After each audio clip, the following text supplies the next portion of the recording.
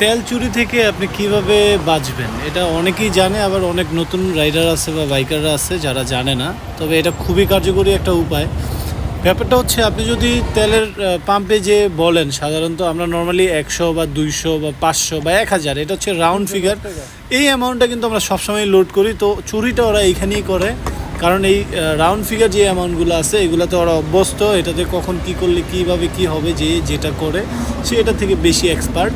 তো এই জায়গাগুলো থেকে কিন্তু আমরা হচ্ছে প্রতারিতটা বেশি হই, তেল চুরিটা আমরা রোধ করতে পারি না। তার জন্য কি করবেন, ধরেন আপনি 100 টাকার তেল নেবেন, সেক্ষেত্রে আপনি কী করতে পারেন, 100 টাকা না নিয়ে 110 টাকা নিতে পারেন। 110 টাকার যে ব্যাপারটা, এই ব্যাপারটা কিন্তু ওরা চাইলেই মানে আগের থেকে অভ্যস্ত না, এটা প্র্যাকটিসের মধ্যে ওদের নাই। সুতরাং ওরা চাইলেই এই জায়গা থেকে চুরি করতে পারতেছে না। আপনি 300 টাকার তেল নেবেন, তাহলে আপনি 310 টাকা নেন। আপনি 500 টাকা নেবেন, আপনি 510 টাকা নেন। কারণ এই যে 10 টাকার এক্সট্রা যে অ্যামাউন্টটা, এই অ্যামাউন্টের মধ্যে কিন্তু ওরা অভ্যস্ত নেই। সুতরাং আপনার এই জায়গা থেকে তেল চুরিটা মানে আপনি চাইলে কিন্তু এইভাবে রোধ করতে পারেন।